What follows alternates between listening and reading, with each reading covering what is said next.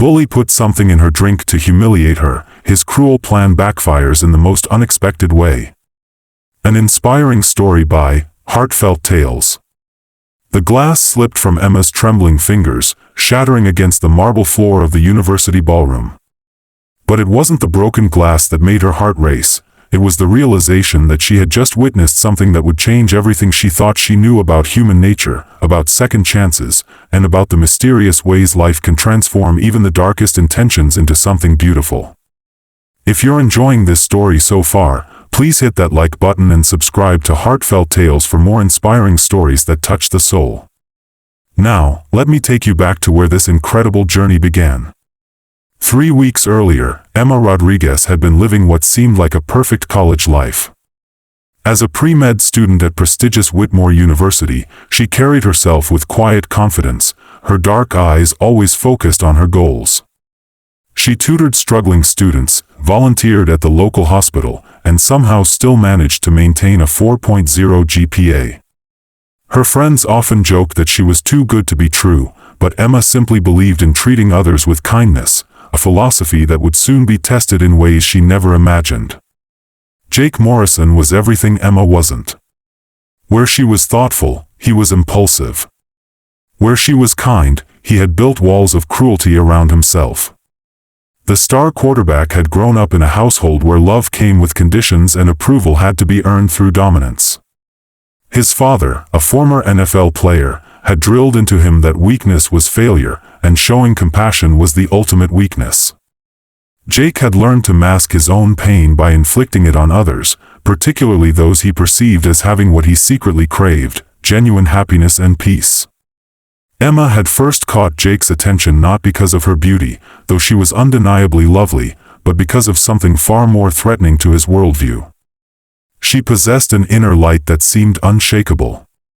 When he had deliberately knocked her books from her hands in the library, she had simply smiled, picked them up, and asked if he was having a difficult day. When his friends had mocked her worn second-hand clothes, she had defended them by saying she was grateful for anything that kept her warm. This response infuriated Jake because it highlighted everything he wasn't: secure, grateful, genuinely content. The breaking point came during a biology lab where Emma was paired with Marcus, a shy student whom Jake's crowd regularly tormented. When Jake began his usual harassment, Emma had quietly but firmly stood between them. "Marcus is brilliant," she had said, her voice steady despite Jake's intimidating presence. "Maybe if you spent less time tearing others down, you'd have energy to build yourself up."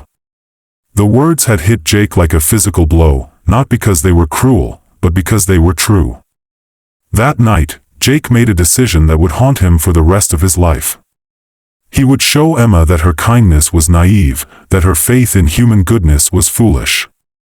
He would prove that everyone had a breaking point, including her. The plan was simple and sinister. At the upcoming spring formal, he would slip something into her drink that would make her violently ill, humiliating her in front of the entire university.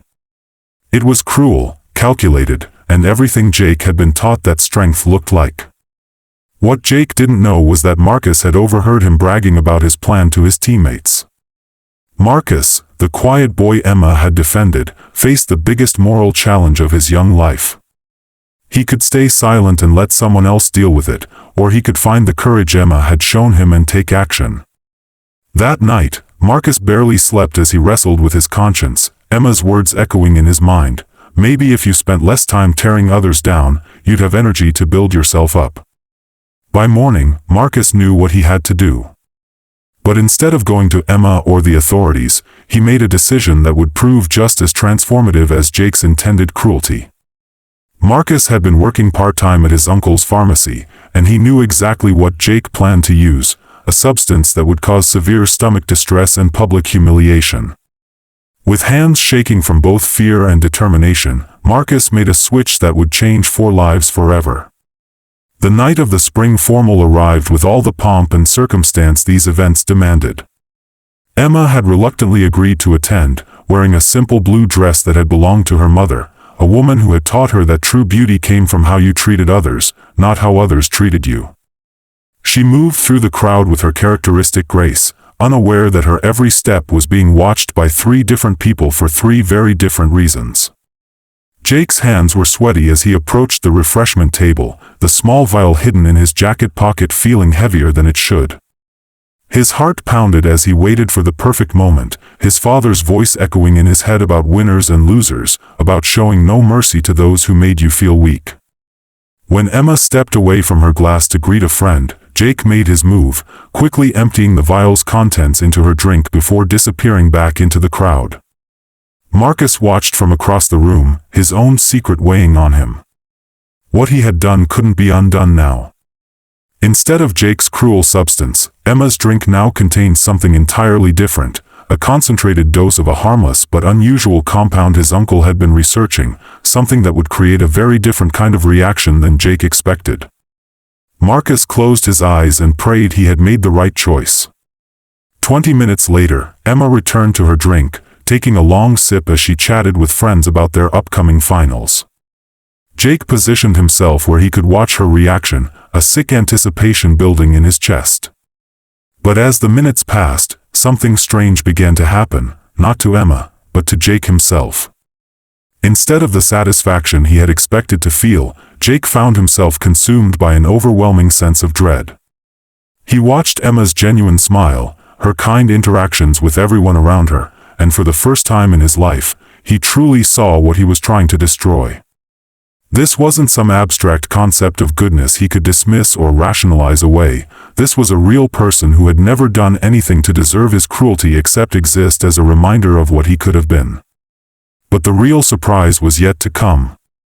As Emma continued to socialize, completely unaffected by what she had consumed, Jake began to experience something he had never felt before, genuine remorse.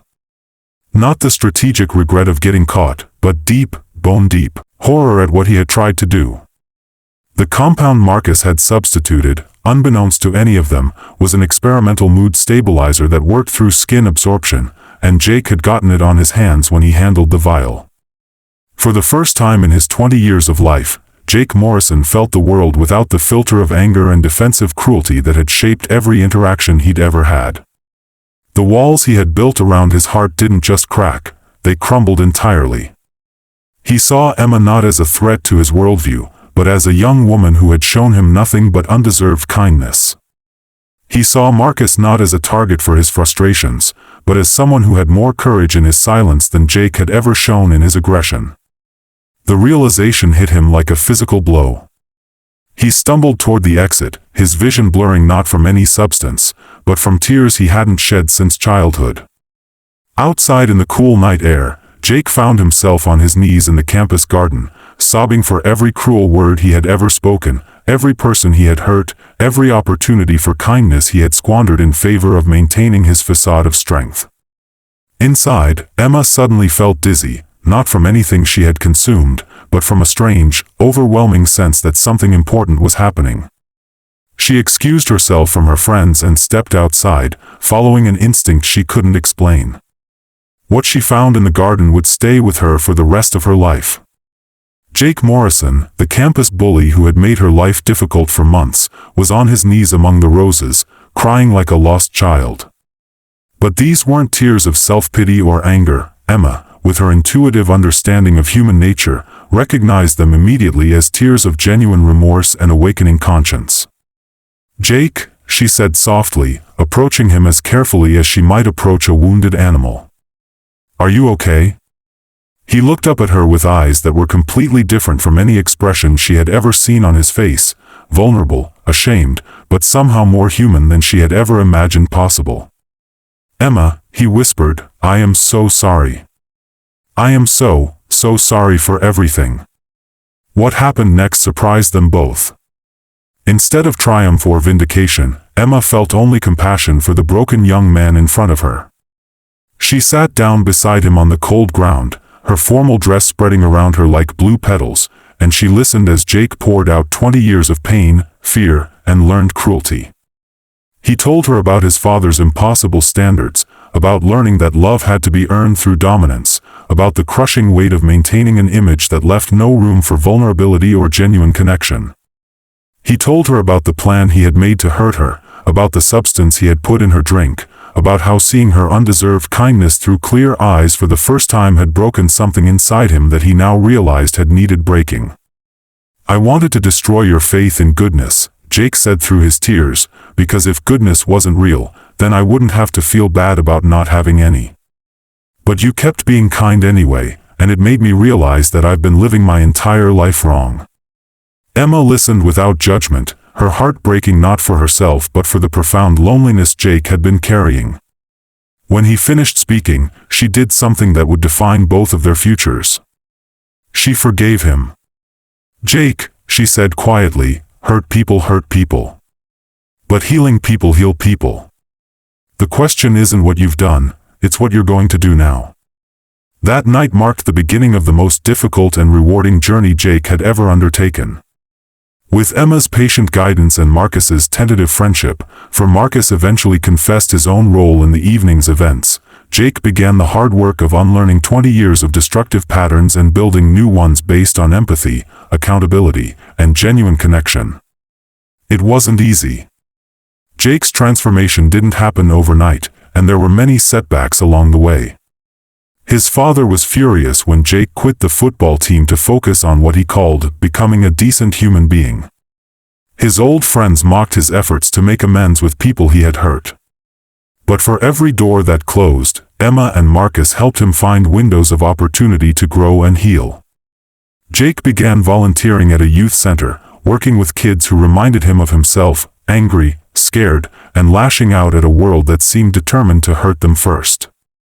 He discovered that he had a gift for reaching children whom others had given up on, perhaps because he understood their pain so intimately.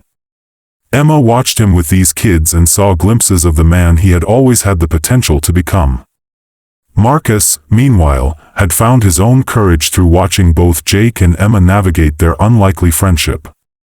He began speaking up for other students who were being bullied, using the voice Emma had helped him find and the strength Jake's transformation had inspired. As the semester ended, the three had formed a bond that surprised everyone who knew their history. Emma was accepted to medical school with a full scholarship, Jake changed his major to social work and began seeing a therapist to continue his emotional growth, and Marcus discovered a passion for advocacy that would eventually lead him to law school.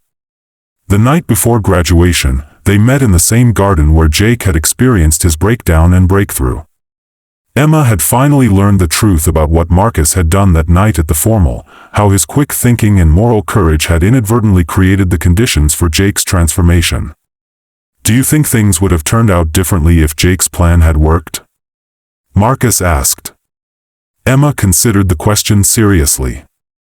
"I think," she said finally, "that the universe has a way of turning even our worst intentions into opportunities for growth, if we're brave enough to recognize them. Jake's cruelty led to his healing. Your compassion created the circumstances for change.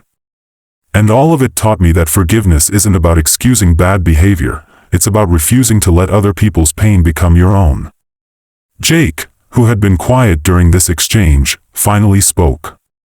"I spent so many years thinking strength meant making others feel small. But real strength is making others feel seen, valued, and capable of growth. Emma, you saved my life by showing me what I could become instead of what I was. Marcus, you saved it by caring enough to act when it mattered. I'll spend the rest of my life trying to be worthy of that gift." 5 years later, Dr. Emma Rodriguez was finishing her residency at a children's hospital, where her reputation for compassion and skill had already made her legendary among both colleagues and patients. Attorney Marcus Chen had just won his first major case defending a young victim of bullying, establishing a legal precedent that would protect countless other children. And Jake Morrison was the director of a nonprofit organization that specialized in rehabilitation programs for young offenders, with success rates that had earned national attention. The three remained close friends, each carrying the lessons of that transformative night into their professional and personal lives. Jake had married a fellow social worker who shared his passion for helping others heal from trauma. Marcus had found love with a teacher who appreciated his gentle strength and fierce advocacy for justice. And Emma was engaged to a fellow doctor who understood that her capacity for forgiveness wasn't weakness, but the strongest force he had ever encountered. At Jake and Sarah's wedding, Emma gave a toast that brought the entire reception to tears. 5 years ago, she said, I thought I knew what strength looked like. I thought it was maintaining your principles in the face of adversity, holding on to kindness when others chose cruelty, standing up for those who couldn't stand up for themselves. And while those things are strong, I learned something even more powerful that night in the garden. The strongest thing any of us can do is allow ourselves to be transformed by love, to let our mistakes become our teachers, and to believe that no one is beyond redemption if they're willing to do the work to earn it. Jake's eyes filled with tears as he stood to respond. Emma taught me that we don't have to be prisoners of our past, that we can choose who we become regardless of who we've been. Marcus showed me that real courage sometimes means acting when no one else will, even when you're afraid. And Sarah, he looked at his new wife, you showed me that I was worthy of love not despite my transformation, but because of my commitment to it. Some people think this story is about how a bad person became good, but I know better. It's about how 3 people chose to believe in the possibility of change, and how that belief made all the difference. As the evening wound down, Emma, Marcus, and Jake found themselves together on the terrace, looking up at stars that seemed brighter than usual. They had traveled so far from that night at the spring formal, but the bonds forged in that garden remained unbreakable. Do you ever wonder, Marcus asked, what would have happened if I hadn't switched those substances? If things had gone according to Jake's original plan? Emma smiled, the same radiant smile that had once infuriated Jake and now brought him peace. I think, she said, that we would have found our way to this moment anyway, because some connections are stronger than circumstances. Some people are meant to help each other grow, even if the path there isn't what any of us expected. Jake nodded, understanding now what he had been too broken to see years before. My father always said that people don't change, that you are what you are and that's it. But he was wrong. People don't just change, they can be reborn, if they're willing to let go of who they thought they had to be and embrace who they could become. The story of Jake, Emma, and Marcus spread through their community and eventually beyond, becoming a source of hope for anyone who had ever doubted the possibility of redemption, the power of forgiveness, or the strength of the human capacity for growth. Emma kept in touch with many of her former patients, who often wrote to tell her how her example had inspired them to believe in their own ability to overcome difficult circumstances. Marcus's legal work became a model for restorative justice programs across the country. And Jake's nonprofit had helped thousands of young people find alternatives to anger and violence. But perhaps the most profound impact of their story was simpler and more personal. In a world that often seemed defined by division, judgment, and the assumption that people couldn't change, 3 young adults had proven that love, forgiveness, and the willingness to see past surface behavior to the wounded soul beneath could transform even the most seemingly hopeless situations. Years later, when people asked Emma how she had found the strength to forgive someone who had tried to hurt her, she would always give the same answer: I didn't forgive Jake for his sake, though that was important too. I forgave him for my own sake, because carrying anger and resentment would have made me into someone I didn't want to be. And I'm so grateful I made that choice, because it led to one of the most meaningful friendships of my life and taught me that we all have the power to write new chapters in our stories, no matter how the previous ones began. The broken glass that had started this story had been swept up and forgotten within hours, but the lessons learned that night continued to ripple outward, touching lives in ways none of them could have imagined. Sometimes the most unexpected miracles come disguised as our worst moments, and sometimes the people who challenge us most are the ones who help us grow into who we're meant to become. In the end, Jake's attempt to destroy Emma's faith in human goodness had done exactly the opposite. It had strengthened it, expanded it, and proven that even the darkest intentions could be transformed into light when met with love, wisdom, and an unshakable belief in the possibility of redemption. Dear viewers, if this story of transformation, forgiveness, and the incredible power of second chances has touched your heart, I encourage you to share it with someone who might need to hear this message today. Please take a moment to like this video if it inspired you, share it with your friends and family who believe in the power of change, and subscribe to Heartfelt Tales for more stories that remind us of the beautiful complexity and unlimited potential of the human spirit. Your engagement helps these messages of hope reach more people who need to know that no matter what they've done or what's been done to them, transformation is always possible. Comment below and tell us about a time when forgiveness or second chances made a difference in your life. Your story might be exactly what someone else needs to hear today. Until next time, remember that every ending is also a beginning, and every moment offers us the chance to choose who we want to become.